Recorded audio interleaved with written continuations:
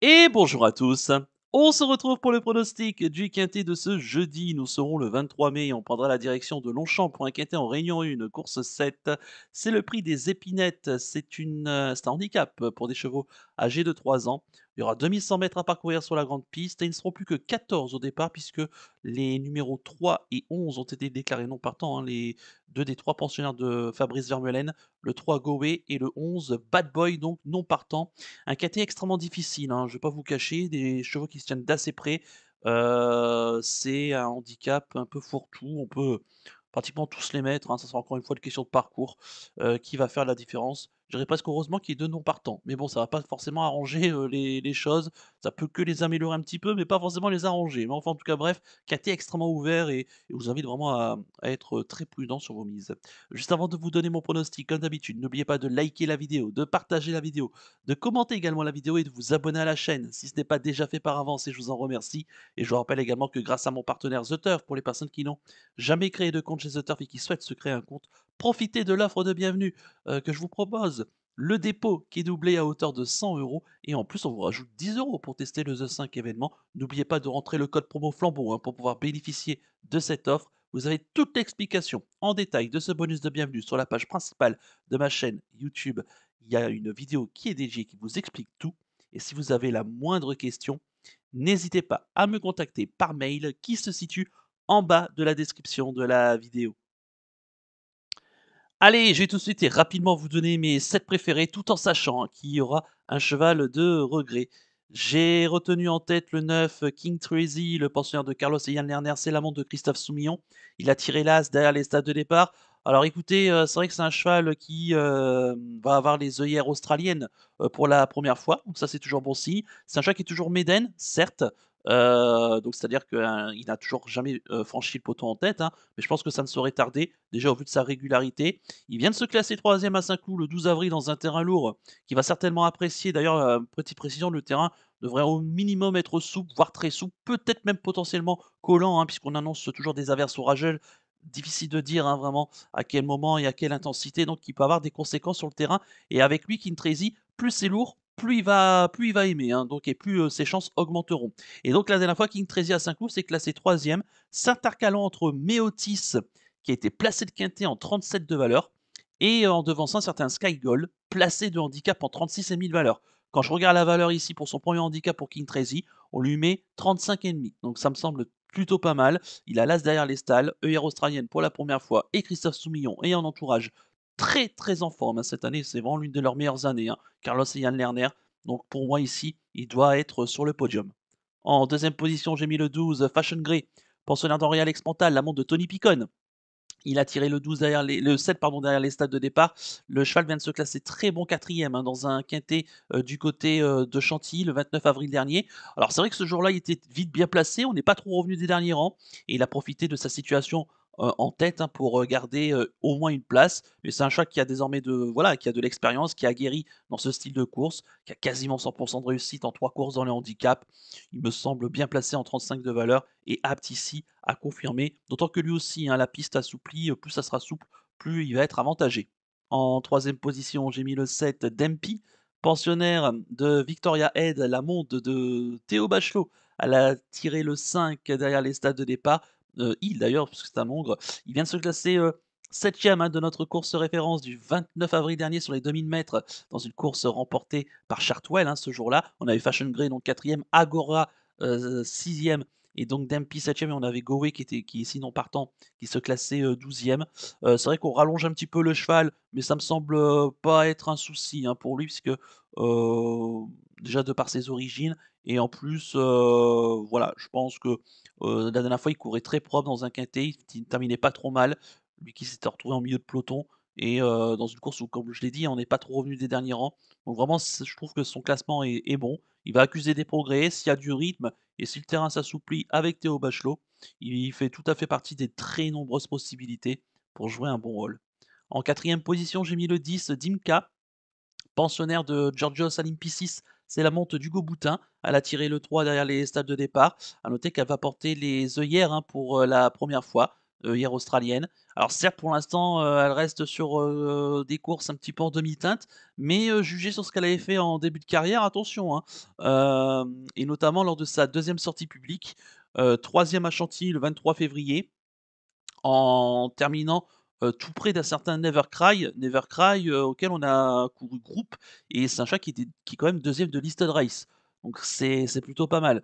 Alors Dimka, faudrait pas non plus que la piste s'alourdisse trop, pour elle.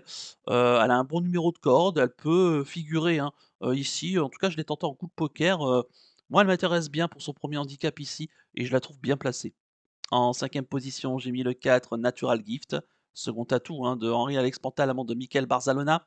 Elle a tiré le 9 derrière les stades de départ, la Kazakh Godolphin, hein, évidemment, on va toujours se méfier. Elle aussi va participer à son premier handicap, elle est prise en 36 de valeur, hein. La dernière fois à Châteaubriand, le 27 avril, elle est quatrième et dans un terrain qui s'alourdissait très très vite. Ce jour-là, il tombait des très très grosses averses, et je pense que ça lui a pas trop convenu. Mais attention, parce qu'auparavant, elle avait gagné à Toulouse, devançant des chevaux qui ont répété, et notamment le deuxième, hein, Mission Alpha, qui, depuis a gagné une course à condition à Longchamp, et qui vaut autour des, 37 de valeur, au moins dans les handicaps. Donc je trouve que c'est bien pour, Natural Gift. Le terrain, bon, il faudra pas non plus que ça décolle de trop, mais je pense que ça pourrait quand même aller, ici, et si elle a un bon parcours, elle fait partie, là encore, des nombreuses possibilités, au moins pour les places. En sixième position, j'ai mis le 13 Star of the Night, pensionnaire de Paul de Chevigny, c'est la montre d'Alexis Pouchin. Il a tiré, et même elle a tiré le 13 derrière les stalles de départ. Bah, la Kazakh d'Isabelle Corbani, Paul de Chevigny et sa pensionnaire sont en forme en ce moment, et Alexis Pouchin, jockey en forme. Et en plus, la jument est en forme, puisqu'elle reste sur 2 victoires, dont la dernière fois dans un handicap en bon terrain, du côté de Saint-Cloud. Elle a été pénalisée de 3,5 kg. Écoutez, elle vole de progrès en progrès. Certes, elle monte de catégorie ici, mais tous les paramètres font que, bah, tous les entourages sont en forme, que ce soit le jockey, l'entraîneur et même la pouliche. Bah, écoutez, sans dire qu'elle a une grosse marge pour la victoire, elle peut jouer au moins les places. Et enfin en septième position, j'ai mis le 14 Zvikova, pensionnaire de Pierre Brandt, la montre de Clément Lecoeuvre. Elle a tiré le 14 derrière les stalles de départ. Bah, écoutez, c'est vrai qu'elle est un peu décevante, hein, la dernière fois on entendait un petit peu mieux dans un quintet le 1er mai à Saint-Cloud. Sur 1600 mètres, elle n'a pas pu mieux faire qu'une septième place. Mais auparavant, c'était bien en terrain très lourd, hein, ici même à Saint-Cloud, en se classant 5e dans un terrain donc qui était pour elle. Là, je pense que l'assouplissement des pistes va vraiment jouer en sa faveur. Elle va accuser des progrès donc sur sa dernière sortie. Elle avait prouvé qu'elle était compétitive, et puis elle a quelques lignes intéressantes, hein. Je me souviens de sa victoire fin janvier à Deauville sur PSF, où elle devançait une certaine Tilila, qui est pour entraînement d'André Fabre, qui est placée de quintet, et qui, vaut 35 de valeur, donc qui a la même valeur qu'ici, Zvikova. Donc je pense que ça peut être une, outsider intéressant pour venir compléter le quintet. Et enfin, mon regret, ça sera le 15 Agoria, pensionnaire de Christophe Ferland, pardon. La monte de Maxime Guillon, elle a tiré le 4 derrière les stades de départ. Bah, c'est jugé sur sa dernière course référence, hein, 6e pour sa première tentative handicap dans le quintet référence du 29 avril, où donc elle s'intercalait entre Fashion Grey et Dumpy, 2 chevaux que j'ai retenus, donc il m'était fortement logique de, alors de la mettre que en regret, mais en tout cas, au moins de vous inciter à la méfiance quand même, au moins pour une place. Elle fait partie des très nombreuses possibilités, hein, au vu de la course très ouverte. Je répète mon pronostic en chiffres: le 9, le 12, le 7, le 10, le 4, le 13 et le 14, avec le 15 en regret. Mon coup de cœur pour ce quintet, ça sera le 9 King Tracy. Bah, écoutez, pour son premier handicap ici, et œillère australienne pour la première fois, l'as à la corde, Christophe Soumillon. Je trouve que vraiment il a beaucoup d'atouts dans son jeu. Méfiance. Et quant à mon conseil de jeu, bah, écoutez, on va faire le multi en 7 de la sélection, parce que je trouve vraiment la course extrêmement ouverte, et on va pas prendre de risques dans ce quintet ô combien difficile. Ça sera vraiment à chacun les siens. Voilà donc pour le conseil de jeu. On va poursuivre la vidéo avec le penalty du jour. Tout de suite, le jingle.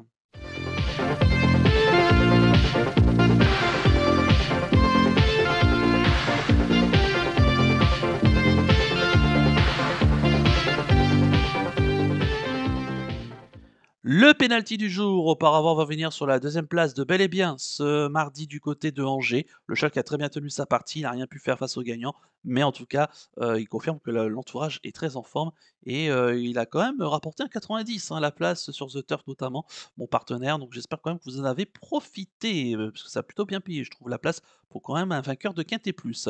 En espérant que ce mercredi, Hino du Lupin au Croisé-la-Roche puisse nous relancer, et confirmer même, j'espère, un bon début de série. Et pour ce jeudi, nous serons le 23 mai. Bah écoutez, je reste à Longchamp et je pars dans la première course du programme. C'est le prix du Haras de Meudon. C'est un handicap classe 3 pour des chevaux âgés de 4 ans et plus. Il y aura 1000 mètres à parcourir en ligne droite, hein. Donc ça va aller très vite et ils seront 13 au départ de la course, course intéressante. Et bah, j'aime beaucoup le 110 Scarface, pensionnaire de Cédric Boutin à la monte de Hugo Boutin. Il a tiré le 11 derrière les stables de départ. Bon, je pense pas que le numéro de corde soit un gros souci, mais c'est un chat qui vraiment cherche sa course avec application, comme le montrent toutes ses dernières courses. Il tombe à chaque fois sur un cheval qu'il devance vraiment dans les tout derniers mètres du parcours. Il lâche jamais le morceau, il fait toutes ses courses, très régulier. Voilà, confirmé sur les courtes distances. Je pense pas que 1000 mètres ça va le désorienter et j'espère ici le voir lutter, pour la victoire et enfin qu'il puisse ouvrir son palmarès, même s'il y a quelques bons chevaux, notamment en haut de tableau, hein, comme des chevaux comme Purest Time, Forchester, Sister of Love. Donc ça peut être intéressant ici. Mais en tout cas, voilà, il a un bon poids et donc bien placé dans son handicap. Donc le 110 Scarface en Réunion 1, course 1 du côté de Longchamp. Voilà donc pour le penalty du jour et on va conclure la vidéo avec le pick 5 du jour. Tout de suite, le jingle.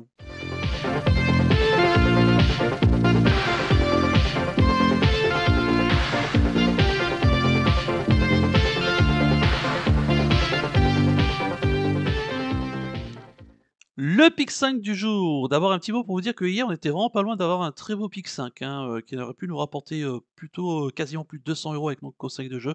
C'est dommage, il nous manque que le troisième, mais on était vraiment pas trop mal. Pour ce jeudi, nous serons le 23 mai. Bah, écoutez, je reste à Longchamp et je pars dans la quatrième course du programme. C'est le prix de Montretout. C'est une listed race pour des chevaux âgés de 4 ans et plus. Il y aura 1600 mètres à parcourir sur la grande piste et ils seront 11 au départ de la course. Course relativement ouverte mais extrêmement intéressante avec des bons chevaux au départ. Mais de base, l'As Bulas qui reste sur une victoire dans un quintet ici même pour sa deuxième course de rentrée. L'entraînement en forme des Lerner, monté ici par Soumillon, l'As derrière les stalles. Ça, il semble être capable de confirmer sur sa lancée, même s'il monte de catégorie. Et enfin le 7 Caramelito, lui aussi qui vient de triompher ici même, hein, dernièrement. C'était d'ailleurs notre penalty le 25 avril dernier sur la moyenne piste. Le cheval, là encore, monte de catégorie. Mais il est confirmé, hein, dans ce genre de course, dans les listed et voilà, il a un bon numéro de corde là encore et j'espère le voir, poursuivre sur sa lancée également avec l'appui de Théo Bachelot. Mes associés, le 2 Grey Tornado, bah, écoutez un cheval, qui est en forme, et qui monte en puissance. Le 3 Docklands, qui est un étranger, hein, au départ de cette course, un Anglais auquel on fait le déplacement. Il est placé de gros handicap en Angleterre, donc attention quand même, hein. Le numéro 5 American Flag, bah, jugé sur son début de carrière, il a ici une très belle carte à jouer, hein. Maintenant il est un tout petit peu décevant là ces dernières semaines, mais j'espère que l'assouplissement des pistes va être en sa faveur. Le 6 Abelard F, qui reste sur 2 victoires dans des handicaps, il ne cesse de repousser ses limites. Alors ici, il monte fortement de catégorie, mais il est tellement, incroyable en ce moment que, bah, finalement ses limites sont inconnues. Le 8 Russipante Folle, qui est peut-être tombé sur un terrain, un peu trop lourd, hein, la dernière fois à Longchamp, mais en se comportant, honorablement quand même, dans le super handicap de printemps. Il avait quand même pas mal de poids. Là, ici, vu les conditions, il retrouve des poids, un poids en tout cas intéressant et un lot et une place au moins à sa portée. Et enfin le 10 GameStop, qui, bah, écoutez alterne le bon et le moins bon, mais jugé sur ses lignes de début de carrière, il a ici une belle carte à jouer. Faut quand même savoir que c'est un deuxième de groupe 1, le prix Jean-Luc Lagardère à l'âge de 2 ans, donc c'est quand même, respectable. Mais de base, là, c'est le 7 et mes associés, le 2, le 3, le 5, le 6, le 8 et le 10 en flexi 50 pour un ticket qui coûtera 10 €. Voilà donc pour le pick 5 du jour. Il ne me reste plus qu'à vous remercier, qu'à vous souhaiter évidemment bonne chance pour les paris. Moi, je vous donne rendez-vous, eh bien, ce jeudi pour l'étude du quintet de vendredi qui aura lieu en nocturne et du côté de Vincennes. Je vous souhaite de passer une excellente semaine et surtout, comme d'habitude, prenez bien soin de vous. Ciao à tous.